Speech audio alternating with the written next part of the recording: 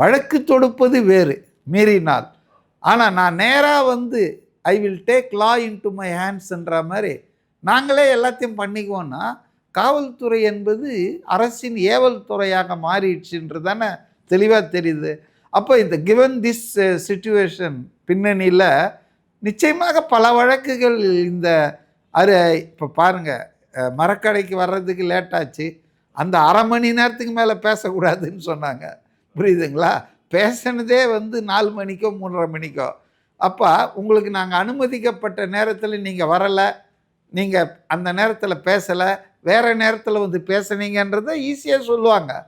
ஆனால் நான் ஒரு சாதாரண குடிமகன்ற முறையில் கேட்குறேன். இப்போ அவர் ஒரு பிரபலம், ஒரு அரசியல் கட்சி தலைவர்.